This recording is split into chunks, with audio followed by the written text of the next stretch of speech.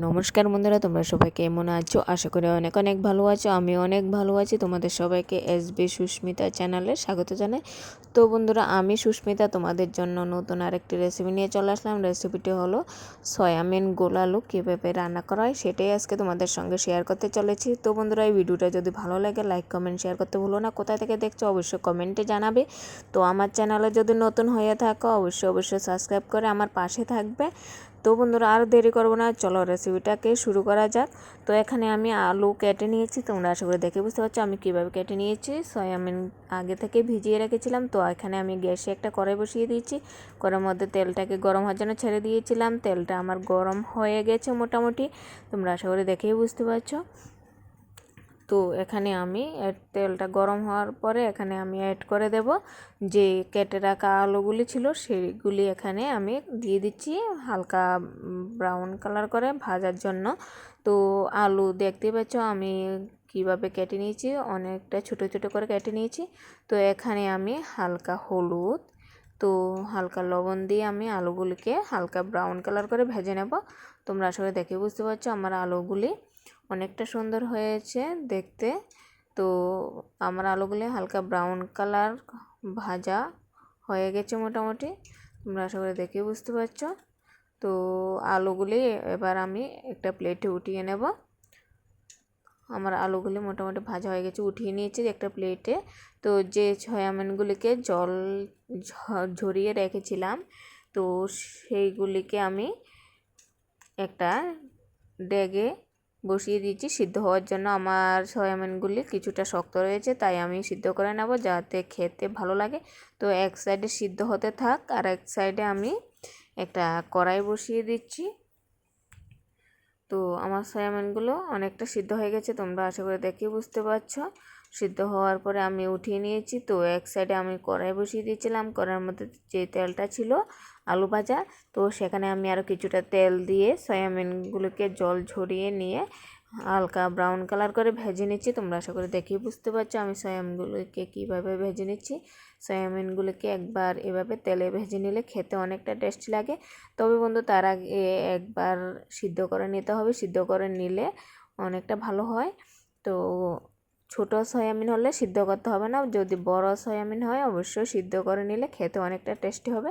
তো তোমাদের সঙ্গে কথা বলতে বলতে এখানে আমার সয়াবিনগুলো মোটামুটি ভাজা কমপ্লিট হয়ে গেছে। তো আশা করি তোমরা দেখেই বুঝতে পারছো। তো বন্ধুরা, এই রেসিপিটা যদি ভালো লাগে লাইক কমেন্ট শেয়ার করতে ভুলো না। কোথায় থেকে দেখছি অবশ্যই কমেন্টে জানাবে। তো আমি প্লেটে উঠিয়ে নিয়েছি সয়াবিনগুলিকে, তোমাদের সঙ্গে কথা বলতে বলতে আমি কড়াইয়ের মধ্যে দিয়ে দিচ্ছি আরও কিছুটা তেল। তো আশা করি তোমরা দেখেই বুঝতে পারছো আমি কতটা তেল দিয়েছি এই রেসিপিটা তৈরি করার জন্য। তো তেলটা গরম হয়ে গেছে, এখানে দিয়ে দিচ্ছি একটা তেজপাতাকে 2 পিস করে নিয়েছি, সেটা দিয়ে দিচ্ছি। এখানে দিয়ে দিচ্ছি পাঁচফোড়ন। তো পাঁচফোড়ন দেওয়ার পরে এখানে আমি কয়েক সেকেন্ড নাড়াচাড়া করে তেজপাতা এবং পাঁচফোড়ন ভেজে নিচ্ছি। তো ভেজে নেওয়ার পরে এখানে আমি অ্যাড করে দেব ভেজে রাখা আলু এবং সয়াবিন। তো তোমরা আশা করে দেখে বুঝতে পারছো আমি আলুগুলিকে এখানে অ্যাড করে দিয়েছি। অ্যাড করে যে সয়াবিনগুলো ভেজে রেখেছিলাম সেগুলি একসঙ্গে অ্যাড করে দেব। তো অ্যাড করে দিয়ে আমি নাড়াচাড়া করে ভালো করে সয়াবিন আলু একসঙ্গে মিশিয়ে নেব। তো বন্ধুরা, এই রেসিপিটা দেখতে যতটাই সুন্দর খেতে ততটাই সুস্বাদু। তো বন্ধুরা, যারা আমার ভিডিওটা ফলো করতে চাও তাদেরকে বলছি ভিডিওটা প্রথম থেকে শেষ পর্যন্ত অবশ্যই দেখবে, স্কিপ না করে তারপরে ফলো করবে। তো তোমাদের সঙ্গে কথা বলতে বলতে আলু এবং সয়াবিন মেশানো হয়ে গেছে। এখানে আমি দিয়ে দিচ্ছি আদা বাটা, দিয়ে দিচ্ছি প্রয়োজন মতো হলুদ গুঁড়ো, শুকনো লঙ্কার গুঁড়ো। তো একসঙ্গে আদা বাটা, শুকনো লঙ্কার গুঁড়ো, হলুদ গুঁড়ো দিয়ে ভালো করে মিশিয়ে নিচ্ছি। সয়াবিনের সাথে ভালো করে কষিয়ে নিতে হবে, না হলে কাঁচা গন্ধ থেকে যাবে। অনেকটা সময় নিয়ে গ্যাসের ফ্লেমটাকে কমিয়ে দিয়ে কষানো অবশ্যই লাগবে। তো দেখতে পাচ্ছ আমার আদা এবং হলুদ, শুকনো লঙ্কার গুঁড়ো মোটামুটি ভালো কষানো হয়ে গেছে। তো এখানে আমি আরও কয়েক সেকেন্ড এভাবে ভালো করে নাড়াচাড়া করে কষিয়ে নেব।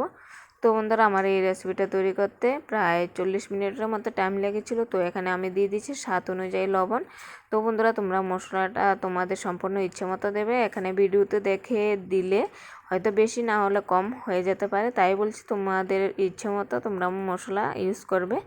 তো বন্ধুরা এখানে আমি আরও কিছুক্ষণ ভেজে নিচ্ছি। তোমরা আশা করি দেখে বুঝতে পারছো আমার সয়াবিনগুলো মোটামুটি ভালো কষানো হয়ে গেছে। তো এখানে আমি দিয়ে দিচ্ছি ঝোল।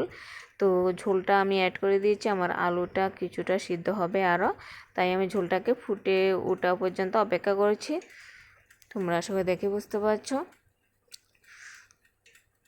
তো আমার সয়াবিনটা ফুটে উঠেছে অনেকটাই, তো নাড়াচাড়া করে নিচ্ছি। তো বন্ধুরা আমার এই রেসিপিটা দেখতে যতটাই সুন্দর, খেতে অবশ্যই ততটাই সুন্দর। তো গরম ভাতের সাথে এভাবে রান্না করলে এক থালা ভাত খেয়ে নেওয়া যাবে। প্লিজ তোমরা যদি বিশ্বাস না করো একবার বাড়িতে ট্রাই করে দেখবে। তো বন্ধুরা আমার এই রেসিপিটা মোটামুটি কমপ্লিট হয়ে আসলো। তোমরা আশা করে দেখেই বুঝতে পারছো। তো বন্ধুরা আমার এই ভিডিওটা যদি ভালো লাগে লাইক কমেন্ট শেয়ার করতে ভুলো না। কোথা থেকে দেখছো অবশ্যই কমেন্টে জানাবে। তো তোমাদের সঙ্গে কথা বলতে বলতে আমার এই রেসিপিটা মোটামুটি কমপ্লিট হয়ে গেছে। তো এখানে আমি আরও কিছুক্ষণ নাড়াচাড়া করে নিচ্ছি। ঝোলটা আমি বেশি রাখবো না, এখানে আমি মিডিয়াম সাইজে ঝোল রাখবো। তোমরা আশা করে দেখে বুঝতে পারছো আমি গ্যাসের ফ্লেমটাকে অনেকটা কমিয়ে দিয়েছি। এখানে আমি অ্যাড করে দিচ্ছি চিনি। তো চিনিটা তোমাদের সম্পূর্ণ ইচ্ছে মতো দেবে, না খেতে ভালোবাসলে না দিলেও চলবে, আমার কাছে ভালো লাগে তাই আমি দিলাম। তো চিনিটাকে দিয়ে নাড়াচাড়া করে ভালো করে মিশিয়ে নিচ্ছি। তো তোমরা দেখে আশা করে বুঝতে পারছো আমি গ্যাসের ফ্লেমটাকে অনেকটা কমিয়ে দিয়েছি। তো কমিয়ে দিয়ে কিছুটা নাড়াচাড়া করে নিচ্ছে। তো বন্ধুরা আমার এখানে রেসিপিটা কমপ্লিট হয়ে গেছে। তো বন্ধুরা আমার চিনিটা দেওয়ার পরে আমার এই রেসিপিটা 3 মিনিটের মতো ফুটিয়ে নেওয়া হয়ে গেছে। দেখতেই পাচ্ছ আমার রেসিপিটা মোটামুটি কমপ্লিট হয়ে গেছে। তো বন্ধুরা আমার এই ভিডিওটা যদি ভালো লাগে লাইক কমেন্ট শেয়ার করতে ভুলো না। কোথায় থেকে দেখছো অবশ্যই কমেন্টে জানাবে। তো আমার চ্যানেলে নতুন হয়ে থাকলে অবশ্যই সাবস্ক্রাইব করে আমার পাশে থাকবে। তো সবাই ভালো থাকবে, সুস্থ থাকবে, সবাইকে নমস্কার।